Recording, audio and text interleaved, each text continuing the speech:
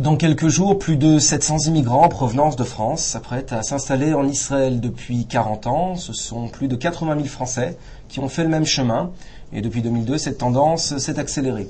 80 000 Français israéliens, c'est-à-dire un potentiel de 2 députés à la Knesset. Depuis quelque temps, les grandes formations politiques israéliennes s'intéressent à cet électorat. Le ministre des Transports, Shaul Mofaz, a rendu visite il y a quelques semaines aux Français d'Ashdod et les membres du Ihoud Leumi, de l'Union nationale, le parti religieux de droite, rendaient visite aux Français de Netanya. Ces Français constituent-ils au final un creuset électoral qui saurait intéresser les diverses formations politiques israéliennes? C'est la question du grand débat d'InfoLive TV de cette semaine. Et pour y répondre, j'accueille aujourd'hui Yitzhak Levy. Bonjour Yitzhak. Bonjour. Vous êtes député à la Knesset depuis 1988. Vous êtes membre du Parti national religieux et vous avez rejoint la formation des Fietan, Ilo Ihoud Leumi, l'Union nationale. Vous avez été plusieurs fois ministre et vous avez été en charge du portefeuille de la culture notamment. Vous êtes un acteur important du camp sioniste religieux, et ce depuis des années. Et à ma gauche, j'accueille Maurice Ifergan, la voix d'Israël en français, l'une des voix d'Israël en français. Vous êtes le co-auteur d'un ouvrage en collaboration avec Eric Cohen portant sur l'éducation et l'étude juive en France. Vous êtes l'un des membres, si je puis dire, de la communauté française de Jérusalem. Messieurs, ma première question se veut directe. Existe-t-il un vote français en Israël? Alors, qui veut répondre en premier? Maurice? Je ne sais pas. En vérité, je ne sais pas du tout s'il existe un vote français en Israël. Mais la question à laquelle moi j'aurais préféré répondre, c'est s'il en existe un, sur quelle base? Sur quelle base ces Français s'exprimeraient en Israël? Et je me pose la question, est-ce que ce serait sur une base économique? Je veux dire, est-ce que finalement les francophones en Israël choisiraient de prendre part au débat à partir d'une position socio-économique? Je n'en suis pas sûr. Est-ce que il y a une revendication sociale au sein de ces Français? Je ne sais pas. En tout cas, ce qui est sûr, c'est qu'effectivement, il y a une base politique. Les Juifs de France qui sont venus s'installer ces 4-5 dernières années ont certainement des convictions politiques et des idées politiques. Je ne suis pas sûr qu'elles soient particulières à ces Juifs de France installés en Israël. Ils les partagent peut-être aussi avec les Juifs de France qui sont restés en France. Et ça doit rentrer aussi dans un cadre beaucoup plus général de changement des idéologies et des attitudes politiques en Europe et dans le monde. Yitzhak Levy? Je crois qu'il y a un grand potentiel. Il y a plus de 2 députés, peut-être même 3 ou 4. Mais les Français, je ne sais pas combien ils s'intéressent à la vie politique en Israël. Je peux dire même qu'ils ne s'intéressent pas trop. Et je crois que aujourd'hui, une base sera plutôt un député français, un député olé français, un député immigrant français, qui sera le représentant de la communauté française en Israël. Et je crois que les partis politiques sont en train de chercher quelqu'un qui puisse peut-être donner ou exprimer les voix françaises dans leur parti. Et si je ne me trompe pas, je ne suis pas sûr, mais je crois que nous pouvons dire que l'immigration française est plutôt nationale et plutôt, je ne sais pas si religieuse, mais traditionnelle. Et c'est pour cela que je crois qu'on peut essayer de former une base pour les immigrants français, une base politique pour les immigrants français. Mais ce qui est important, c'est que nous voulons et nous espérons que les Français commencent à s'intéresser à la vie politique en Israël. Aujourd'hui, ça ne se passe pas encore. Oui, ce qui est intéressant, ça fait déjà plus de 22 ans que je suis en Israël et j'ai surtout remarqué que contrairement aux autres originaires, aux autres immigrants, les Juifs de France s'intègrent très vite. Très vite, ils deviennent israéliens. Je ne parle même pas de leurs enfants qui pratiquement ont plus ou moins laissé tomber leur culture. Deviennent israéliens très vite et donc ont moins besoin peut-être d'une représentation politique qui leur serait particulière, et plus effectivement d'avoir une culture politique israélienne, de l'acquérir. Alors comment l'acquérir, ça je ne sais pas, j'ai pas les réponses. Vous voyez qu'il y a des communautés françaises, il y a des communautés françaises à Netanya, Ashdod, Ashkelon, à Yerushalayim, Maëli, mais quand même ils sont groupés, c'est-à-dire c'est des communautés françaises groupées importantes, où il y a des milliers d'immigrants français qui habitent ensemble, qui parlent français, qui cherchent des magasins où on parle français, qui cherchent des brochures en français, qui s'intéressent beaucoup encore à la culture française, qui ont des liens très très importants avec les juifs français, le judaïsme français, liens de famille, liens de communauté, etc. Et dernièrement, je crois qu'il y a même des leaders français, c'est-à-dire des rabbins, des chefs de communauté qui commencent à arriver en Israël. Il y a des écoles françaises en Israël pour des élèves français. Et il y en a 3 ou 4 assez importantes. Et une des 3 ou 4, c'est moi-même qui l'ai créé, c'est à Kfar Maïmon, c'est-à-dire le lycée de Kfar Maïmon. Et je crois que quand même les Français ont besoin de quelqu'un dans la vie politique dont ils peuvent voir leurs représentants. Et aujourd'hui, ils ne voient aucun représentant à la Knesset, au Parlement. Et c'est pour ça que c'est important. Moi, j'encourage beaucoup les Français à essayer de faire monter quelques noms, quelques leaders dans la vie sociale, dans la vie, dans les communautés, dans les mairies, dans la Knesset. Je crois que c'est très important.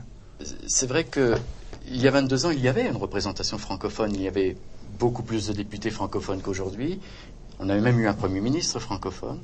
Il y avait des maires francophones, je me souviens à Beersheba, à Eilat, à Ashdod. Et aujourd'hui, ça s'est un peu effrité. Il y a moins de représentation francophone. Je me pose encore une fois la question, est-ce que c'est vraiment nécessaire? C'est vrai que ces derniers temps, les 4 dernières années, il y a beaucoup de Français qui sont arrivés. Et ces Français ont tendance à vivre un peu en groupe, en communauté. Est-ce que ça va durer? Je ne sais pas. Mais je vous renvoie à la question, à quoi ça peut servir d'avoir une représentation francophone dans un parti politique? Je crois que ça peut servir à intégrer les Français dans la vie politique israélienne. Et, écoutez, je vois beaucoup de groupes de Français, je participe beaucoup à des meetings avec des Français, etc. Et je crois qu'ils ne connaissent pas assez la politique israélienne, même le système. Je parle surtout des immigrants qui sont venus les 7, 8 et des 10 années dernières, pas les immigrants qui sont venus il y a 20 ans ou il y a 25 ans. Et je crois que c'est important. C'est important ça veut dire l'intégration passe aussi par la politique. L'intégration ne peut pas être rien que, ça veut dire doit être aussi dans la politique. Deuxièmement, je crois que nous voyons aujourd'hui qu'il y a plus et plus d'immigrants qui arrivent, de Olim qui arrivent de France. J'espère que ça continuera. J'espère que il y aura des milliers de Français qui arriveront chaque année. Aujourd'hui, je crois, nous sommes à 2000 ou à 3000 Français par an, mais j'espère que ça ira de plus en plus. Et je crois que ces personnes qui arrivent seraient beaucoup plus accueillies beaucoup plus facilement s'il y a dans la politique, ce n'est pas rien que dans la politique nationale, c'est dans la politique communautaire aussi, dans les mairies, etc. Des Français qui savent parler leur langue, qui savent les accueillir, qui connaissent un petit peu leur culture. Je crois que c'est important. Je dois vous poser une question. Les partis russophones ont quasiment disparu de l'échiquier politique israélien un peu moins de 20 ans après la grande vague migratoire du début des années 90. Ces électeurs russophones se sont apparemment retrouvés dans les grands partis politiques israéliens, exception faite pour le parti d'Avigdor Lieberman, si tant est que la majeure partie de ses sympathisants est israélienne de souche. La sectorisation de l'électorat israélien n'est-elle pas vouée au final à l'échec dans un pays qui est constitué d'immigrants dont l'objectif est de s'intégrer? Et ma deuxième question, si vous me le permettez, c'est est-ce qu'il n'y a pas un danger de ghettoisation politique pour des Français qui tentent de s'intégrer tant bien que mal en Israël en 2007? Maurice? Justement, moi je n'y crois pas. Je ne crois pas à la possibilité d'avoir un électorat francophone ici et avec des représentants. J'ai vu par mon expérience que les Français s'intègrent très rapidement. En 3 ans, 4 ans, ils sont déjà dans le tissu, peut-être pas politique, dans l'activité politique, mais déjà dans le tissu social. C'est vrai que ces derniers temps, c'est un peu peut-être moins apparent du fait du nombre, mais même ce nombre, je vois qu'il y a énormément de francophones qui sont actifs, surtout dans le domaine social. Mir Panim, dans les restos du cœur, ils font un travail énorme. Pendant la guerre du Liban, on a vu des francophones un peu partout agir pour aider les populations du Nord.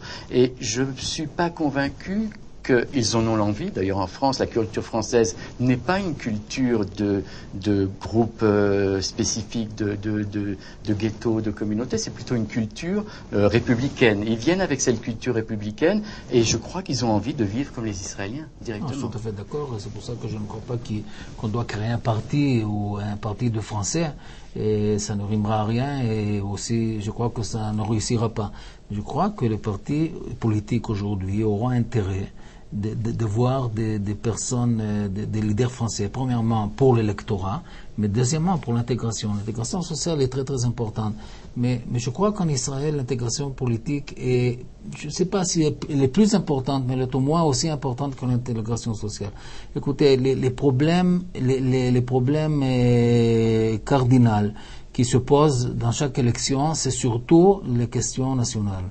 Questions de sécurité, questions de paix, etc. Les questions sociales sont un petit peu éloignées et malgré que, disons, ces dernières élections, Amir Peretz a fait un effort extraordinaire pour remonter les questions sociales, mais je ne crois pas qu'il ait réussi beaucoup. Mais c'est pour cela que c'est normal et je crois que les Français sont très intégrés dans les questions sociales, on les a vus, etc. Mais il leur manque encore l'intégration politique. Moi, je crois qu'elle doit se faire, et elle doit se faire dans les partis politiques, aujourd'hui, dans les grands partis, dans les petits partis, mais ne pas faire un nouveau parti mais... Quel est le profil de cet électeur franco-israélien? Les stéréotypes le présentent comme traditionnellement de droite, vous l'avez dit, et plutôt religieux, mais traditionnel. Mais qu'en est-il en réalité? Est-ce qu'on peut véritablement stigmatiser une population, un mouvement hétérogène d'une manière générale? En vérité, on n'en sait rien. Il n'y a jamais eu d'enquête, il n'y a jamais eu de sondage réel sur cette population. C'est vrai qu'ils ont les comportements à peu près des globaux des Juifs de France. C'est une population extrêmement traditionnaliste, qui a une identité juive très forte, qui sont peut-être même plus sionistes que les sionistes en Israël. Maintenant, sur le plan de la sensibilité politique, je pense qu'ils sont comme les Juifs de France, ou même comme la population française qui a connu un virement à droite, et eux aussi ont viré à droite, ils sont pas différents. Maintenant, qu'est-ce que ça veut dire être à droite en Israël par rapport à la France? Je ne sais pas. Je sais qu'ils aimaient beaucoup Sarkozy. Cela dit, il n'y a eu que 20% d'électeurs francophones lors des présidentielles en Israël, et c'est vraiment très peu, alors qu'en France, il y a eu 80%, donc ils s'intéressent peut-être peu à effectivement la vie politique en France. Mais je pense que c'est difficile effectivement de coller une image à cette population, une image politique. Ce serait dommage même de leur donner. Il faut mieux les laisser vivre et s'intégrer et choisir eux-mêmes. Je suis tout à fait d'accord, mais peut-être on peut avoir une impression sur la population aujourd'hui française et les immigrants français en Israël. Et je crois que la grande partie sont des Sfaradim. Et sont traditionnels ou religieux et sont sionistes et nationaux. C'est à peu près ce qu'on peut dire. On n'a pas de sondage, donc on n'a pas exactement vraiment comment ça se partage. Ils sont extrêmement français en tout cas. Ils sont extrêmement français. Surtout. Il faut savoir que la majorité sont nés en France. Oui, c'est vrai. Et voilà, c'est à peu près ce qu'on peut dire. Alors, je crois que du point de vue dans leur ville, les questions sociales surtout les intéressent, les questions sociales, les questions économiques, etc. Du point de vue national, je crois qu'ils sont plutôt de droite. Je ne peux pas exactement fixer quelle droite, parce qu'il y a plusieurs droites en Israël. C'est difficile de le fixer aujourd'hui. Ils sont aussi traditionnels ou religieux, plus ou moins, pas tous. Mais comme vous avez dit, je crois qu'il faudrait ne pas les classer dans un classement très étroit et très fixe. Justement, replaçons un petit peu ce débat au cœur du système politique israélien, avec bien évidemment une vue sur la France, à l'heure où les débats font rage en France autour des dangers, des dérives communautaristes. On l'a vu dans le cadre des dernières élections, et des polémiques autour, par exemple, de l'idée de la création d'un ministère de l'identité nationale pour travailler sur les communautés. Alain Minck, justement, publié il y a 2 ans un ouvrage assez intéressant sur la question intitulé « Épître à nos nouveaux maîtres ». En Israël, depuis 1992, il me semble, corrigez-moi si je me trompe, le communautarisme politique, si je puis m'exprimer ainsi, cultivé par un système politique, un mode de scrutin à la proportionnelle, a eu pour conséquence notamment une instabilité gouvernementale importante. Chaque communauté entend défendre ses droits en tant que communauté. Et dernièrement, en marge de la tenue de la Gay Pride à Jérusalem, on a commencé à parler de la création d'un parti homosexuel en Israël. Et la question que je vous pose, et cela sera ma dernière question, est-ce que les Français d'Israël demandent-ils en Israël un droit à la différence ou un droit à l'indifférence? Écoute, moi, je suis un de ceux qui qui dit depuis des années qu'il n'y a pas de communautarisme, communautarisation de la communauté juive de France. Les Juifs de France ne réclament pas une loi particulière pour régler leurs affaires, ne demandent pas à avoir un statut particulier, ils vivent dans la République, en républicain, et donc je suis vraiment opposé à cette notion de dire les Juifs de France ont pratiqué un repli sur eux-mêmes, se sont communautarisés, c'est très laid comme mot, ça veut rien dire, et je crois que ça ne correspond pas à la réalité. Je ne vais pas défendre cette position ici en Israël. Je pense que, heureusement et grâce à Dieu, les francophones en Israël s'intègrent, encore une fois je le dis, et c'est ce que j'ai vécu, s'intègrent très rapidement, peut-être beaucoup plus que les autres communautés qui ont des difficultés réelles à s'intégrer, et je ne souhaite pas pour les francophones en Israël de ressembler un peu à la communauté russe, ou surtout pas éthiopienne, qui vit effectivement un problème en tant que communauté. Je ne pense pas que les francophones en aient un. Ils sont extrêmement solidaires entre eux. Ils sont groupés en communautés religieuses. Ça doit leur suffire apparemment. Maintenant, effectivement, reste la question politique. Et cette question politique, je ne suis pas suffisamment calé pour pouvoir la régler. Je ne suis pas un militant politique, je ne fais pas partie d'un parti politique. Je constate que jusqu'à présent, la volonté réelle des Juifs de France de s'organiser ici n'est pas politique. Elle est sociale, elle est autour d'un rabbin, autour d'une communauté. Elle est éducative aussi. Elle n'est pas politique encore. Il faut prendre en compte que la communauté est française et du point de vue situation socio-économique beaucoup plus forte que la communauté éthiopienne ou la communauté russe même. Ça veut dire que les premiers pas en Israël ont été plus faciles pour eux.